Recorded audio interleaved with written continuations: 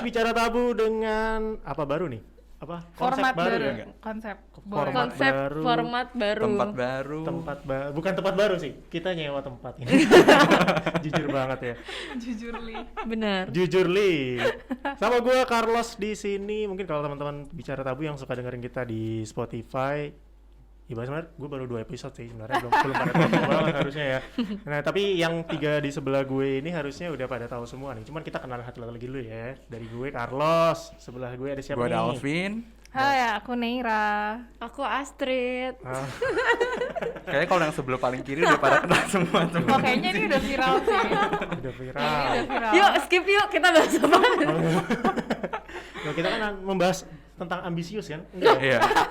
Ternyata di Salah, sini salah. ada anak rajin ya antara kita. Hari ini obrolan kita nih di konsep yang baru ini lumayan nggak berat. Nggak tahu ya sih, mungkin bagi gue berat sih ya karena gue nggak terlalu mengerti banget. Cuman mungkin teman-teman di sebelah gue ini karena mereka ada di bidangnya, ada di dunianya, mungkin mereka agak sedikit aware, paham dan harusnya kayak gimana sih kita menyikapinya. Kita akan ngobrolin soal persetujuan seksual gitu ya. Betul. Persetujuan seksual. Sebelum lebih lanjut, apa sih itu persetujuan? Gue kayak webinar nggak sih ini pertanyaannya? Gak apa-apa ya. Gak apa-apa lah. Apa sih persetujuan seksual itu? Siapa nih mau jawab nih? Ayo, silakan Vin. Kenapa saya ditunjuk?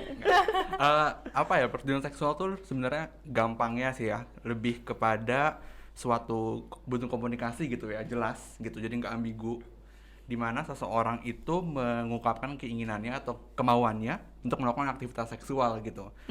Jadi kalau misalkan seseorang mau melakukan aktivitas seksual, terus dia harus tanya dulu, lu mau nggak gitu kan? Sama kayak kalau misalnya gue mau pakai laptop lu nih, Chat, terus kan nggak bisa gue tiba-tiba langsung sini. Saya tidak menyetujui, balikin gitu ya. Gitu kan ya, jadi Sopan. Kekerasan laptop. Gak bisa kan, kita kayak gue mau pakai HP siapa juga kan, di mana-mana kita adatnya kalau kita mau pakai something yang punya orang lain gitu ya, atau kalau kita mau ngajak orang lain melakukan sesuatu hal gitu kan, kayak misalnya gue mau ngajak lu untuk untuk nongkrong gitu kan, gue nggak bisa tiba-tiba datang ke rumah lu terus ngetok terus nyari lu keluar ya. gitu, nggak bisa, harus Nggak gitu.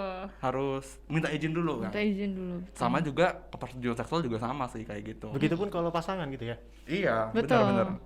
Karena sebenarnya persetujuan seksual itu emang harus diberikan secara tegas dan eksplisit gitu loh. Bukan berarti kalau kamu udah pacaran, kamu udah menyetujui segala aktivitas seksual gitu, karena bisa iya kan, bisa jadi kayak sekarang misalkan aku mengiyakan satu aktivitas seksual, bukan berarti aku mengiyakan aktivitas yang lain dan kapanpun itu juga gitu. Iya. Jadi spesifik.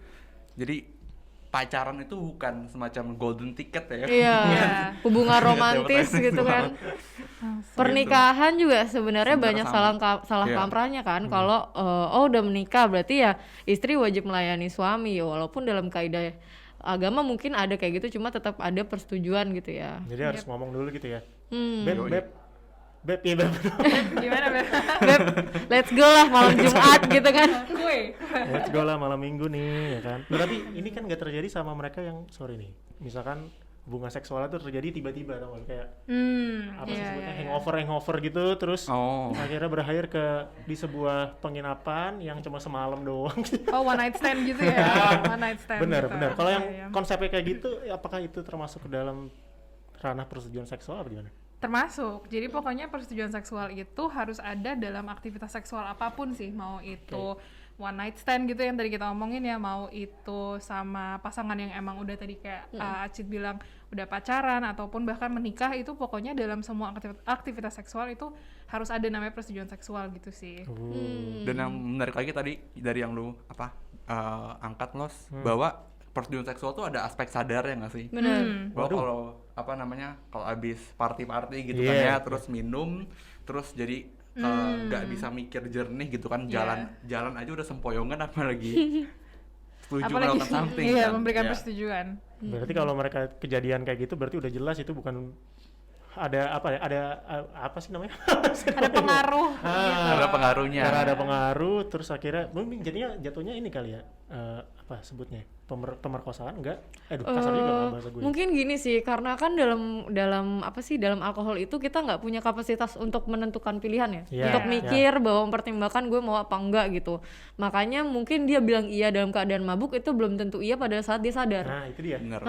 Makanya persetujuannya ya bisa aja beda gitu ketika lo dalam keadaan mabuk yang nggak sadar sama dalam keadaan sadar dan bisa mempertimbangkan semuanya gitu kan. Iya, iya. Benar. Nah, Kalau misalnya lo juga apa ya jadi korban manipulasi, itu kan juga berarti persetujuan yang lo berikan tuh juga nggak sepenuhnya betul-betul dari hati Terdalam lo gitu gitu. ya? Iya, hati terdalam gitu. Jadi memang selain ada pengaruh misalnya alkohol atau zat lain juga mestinya ya persetujuan itu tuh diberikan tanpa ada pengaruh paksaan atau manipulasi atau tekanan gitu dari orang lain gitu. Jadi memang harus sukarela gitu, emang betulan gue pengen gitu. Nah itu baru persetujuan gitu. Nah, kalau itu kan kalau dalam konteksnya alkohol ya. Kalau dalam konteksnya dipaksa.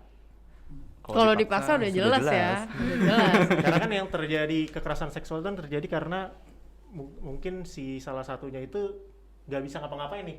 Ya, kan? benar. Ya bisa. Dia harus, ya nggak paling baru nih kemarin yang viral nih yang santri ya. Ya kan? Betul. Itu kan nggak bisa ngapa-ngapain kan menurut Iya. gue. Si perempuan-perempuannya itu. Nah itu kayak gimana sih? Maksudnya itu harus gimana? Dan kita harus apa kalau misalkan itu amit-amit kejadian gitu? Oke, jadi ini maksudnya udah kekerasan seksual ya? Oh gitu ya? Jadi- di luar konteks ya sebenarnya.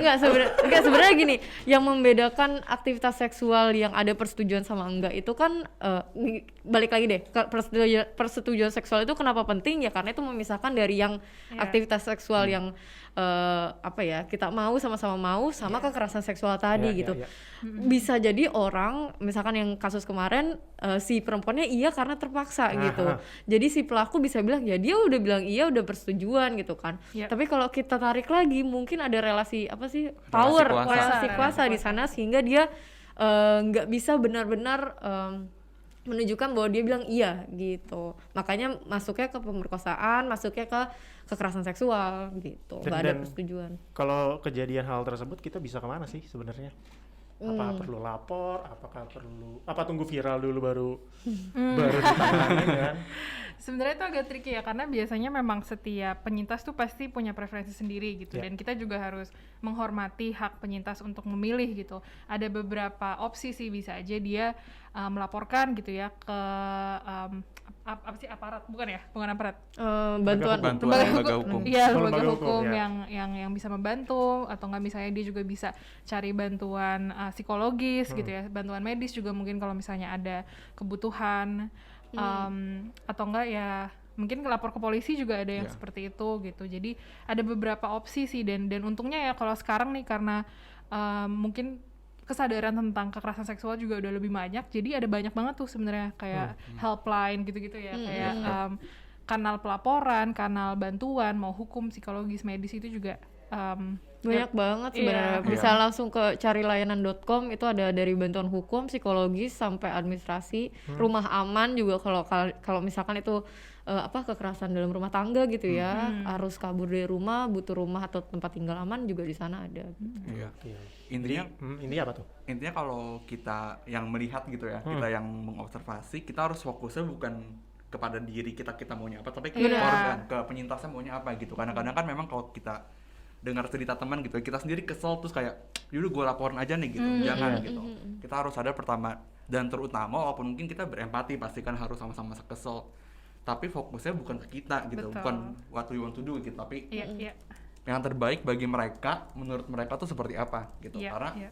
seperti tadi Nera bilang kan nggak semua orang siap gitu dengan untuk, karena kalau ke polisi pun kan itu kan ditanya, apalagi Betul. di negara kita kan budayanya Yes, masih ada betul. budaya victim blaming gitu kan ya. Iya. Nggak semua, tapi masih ada budaya kental. Jadi ada apa ya, ada rasa ketakutan sendiri juga begitu kita, apalagi kalau ketemu orang berseragam menjalankan penyintas, lu di jalan aja ketemu polisi Iya, takut gitu kan. udah ada rasa takut ya kan, gara-gara Ditilang dia aja udah deg-degan gitu. berseragam gitu kan, apalagi soal seperti ini di mana elunya ada trauma juga dan harus meng-disclose something yang personal gitu. Jadi ya itu kayak harus fokusnya balik lagi ke si penyintasnya, menurut dia mau yang terbaik apa gitu. Apa itu ada di dalam si Permendikbud 30 itu ya? Oke. Mungkin kalau Permendikbud 30 itu kan mengatur kekerasan seksual dalam ranah pendidikan ya. Ya, ya. Pendidikannya ya dari aku nggak tahu apakah perguruan tinggi aja atau juga dari SD SMA, belum kupahami banget. Cuma memang di situ jelaskan bahwa kekerasan seksual adalah segala aktivitas seksual yang dilakukan tanpa persetujuan korban, gitu. Jadi kaitannya ke sana, bahwa kan itu mungkin didasari dari banyaknya kasus yang ditemukan di perguruan tinggi, bahwa surveinya aja bilang 70% dosen juga melihat dan mengakui bahwa ada kekerasan seksual dalam lingkungan kampus gitu. Makanya udah urgent banget nih, dan ketika itu dikeluarkan ya jadinya bukan korban ya, penyintas tuh punya apa ya, kekuatan untuk nih loh gue bisa ngelaporin, sekarang gue ada dasar hukumnya. Selama ini kan gak ada dasar hukumnya, yang jadinya nggak jelas bahwa ke bantuan hukum aja mungkin lawyer yang bantu ini dasar hukumnya apa ya, nggak masuk kemana-mana gitu. Jadi dengan adanya Permendikbud ini jadi ngebantu penyintas banget sebenarnya. Tapi apakah itu cuma di tadi ya, mungkin lu juga masih bingung sih, gue juga masih bingung sih, apa ini cuma khusus buat mereka yang ada di ranah pendidikan, atau yang justru yang di bawah umur tuh bisa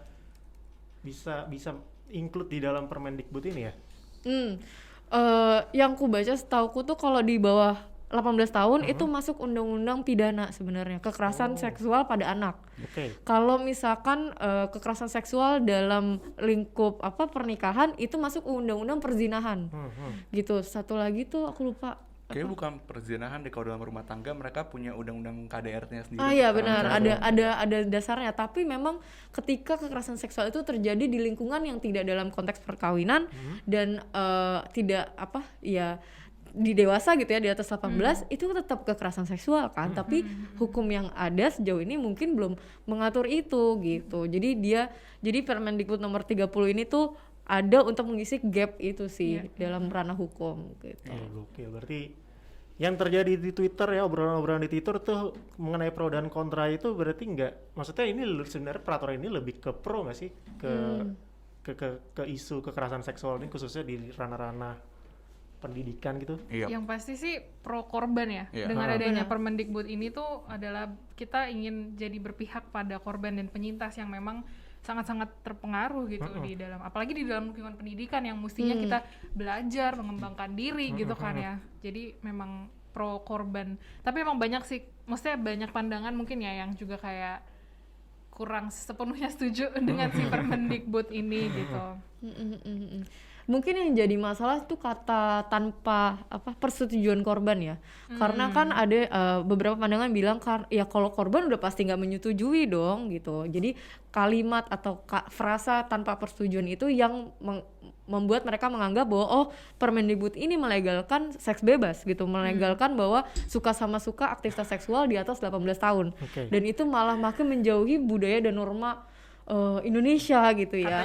Katanya gitu ya. Itu pandangan yang lain yang membuat kemarin tuh rame banget gitu. Yang bukannya Permendikbud nomor 30 keluar kita bisa merayakannya, akhirnya nih ada hukum berpihak pada korban, malah jadi rame gitu ya. Malah jadi debat Twitter. Debat Twitter. Iya, ambigu ya. Kalau misalkan udah persetujuan itu si laki iya, si perempuan iya, terus terjadi aktivitas seksual di luar nikah, apakah itu malah jadi diperbolehkan? Kan tadi Gibil bilang soal seks bebas dan lain-lain, itu sebenarnya harusnya gimana sih pandangannya? Mungkin kalau diperbolehkan tuh artinya katanya salah ya. Kalau misalkan kita bilang gue memperbolehkan kan berarti artinya sebelum dilarang ya. Kalau misalkan ada dibilang sebelumnya ilegal legalisasi gitu. Sebelumnya ilegal. Sebelumnya itu berarti ilegal gitu. Tapi kalau kita mau jujur aja kan sebetulnya walaupun mungkin secara norma gitu ya, banyak dari kita punya norma dan punya nilai bahwa aktivitas seksual itu untuk yang sudah menikah saja. Tapi dari undang-undangnya sendiri kan sebenarnya nggak ada yang ngatur. Yang atur itu setahu gue tuh cuma satu, undang-undang perzinahan. Dan kalau undang-undang perzinahan itu sifatnya itu dia bukan, kalau nggak salah delik aduan. Iya. Jadi harus ada yang merasa dirugikan, misalnya nih lu udah menikah gitu ya, terus suami atau istri lu selingkuh gitu kan. Kalau lu merasa dirugikan tuh, lu bisa aduan tuh pakai delik aduan gitu. Tapi lu bukan pidana. Sebenarnya nggak bisa kayak orang genjok-genjok kayak Apa nih kekerasan apa lagi nih? Apa nih maksudnya? Menggerebek-gerebek gitu kan sebetulnya. Oh Iya, ya. iya. Itu sebenarnya Grebek? iya kan biasanya ada Oh, grebek. kasus-kasus ngegerebek kosan gitu ya atau gerebek ranah private. Sebenarnya sejauh ini yang dari kita telusuri juga belum ada ya masa hukum terakhir itu. Mungkin ada yang salah, mungkin nanti komentar kali ya. Jadi Boleh. bisa saling diskusi gitu ya. Ya biasanya mereka kenal Prostitusi, Iya, betul. iya. Ketika ada laporan warga sekitar bahwa itu ada prostitusi, bisa gitu ya ada laporan karena kan meresahkan warga. Tapi kalau misalkan itu dilakukan di ranah privat dan bukan prostitusi, Iya. dasarnya apa gitu. Oh. Dan Jadi itu beda banyak lagi. yang berpikir bahwa maksudnya kayak kalau misalnya yang tadi dinilai seks bebas, maksudnya yang aktivitas seksual dengan persetujuan dari semua orang dewasa yang terlibat, itu banyak kalau ahli hukum yang gue baca ya mereka bilang bahwa ya itu ranah privat dan bukan urusan diatur negara gitu. Kalau misalnya kekerasan seksual, nah itu kan kekerasan ya, melanggar hak orang. Nah baru itu diatur negara, makanya ada sih Permendikbud, makanya ada sih RUU TPKS ya sekarang gitu-gitu. Udah undang-undang perzinahan, ada undang-undang kekerasan seksual pada anak gitu ya. Itu kan semuanya merenggut hak seseorang untuk hidup secara aman dan sejahtera gitu. Iya. Nah, kalau misalkan yang tadi mungkin kenapa aktivitas seks secara hukum tidak dilakukan karena ya tidak melanggar hak siapapun gitu ya. Jadi bingung gitu kan. Ya karena privasinya itu ya sebenarnya nggak jadi masalah ya kalau misalkan kita ada aktivitas seksual di mungkin ya jadi panjang ntar bulan cuman singkat tadi ya. Mungkin ke persetujuan seksual aja Iya, ya. iya. Kalau kemana-mana kan agak bingung nih. Nanti episode berikutnya. Episode berikutnya. Episode berikutnya aja ini udah jadi kepanjangan. Mungkin terakhir nih kayaknya pertanyaannya mungkin lebih ke tim tabu nih ya. Kira-kira apa yang bisa dilakukan tim tabu dalam membantu si kekerasan seksual ini dan lain-lain sebagainya? Mungkin membantu melawan kali ya, membantu kekerasan seksualnya. Bukan, jangan enggak gitu. Salah. Salah. Mungkin kalau dari kita sih edukasi sih yang penting gitu, karena untuk kita raise kesadaran dulu bahwa persetujuan seksual tuh ada dan itu bukan sesuatu yang ejek-ejek tiba-tiba lu hak gitu bisa diminta seenaknya gitu. Itu harus diberikan sama ya pasangan lu, itu something yang mesti lu berikan, karena kalau kita nggak ada kesadaran itu ya kita nggak ada pikiran buat minta gitu kan selama kita nggak tahu. Benar. Cara mintanya gimana sih? Ih penasaran gue. Nanti ditutup dulu kameranya, kita ngomong di belakang ya. Kayaknya itu behind the scene-nya. Iya di sini. Terima kasih teman udah mendengarkan podcast Bicara Tabu. Semoga dengan mendengarkan podcast Bicara Tabu teman-teman apa sih tagline-nya? Tidak lagi tabu. Tidak lagi tabu. Kita ketemu lagi di episode selanjutnya. Sampai jumpa. Bye.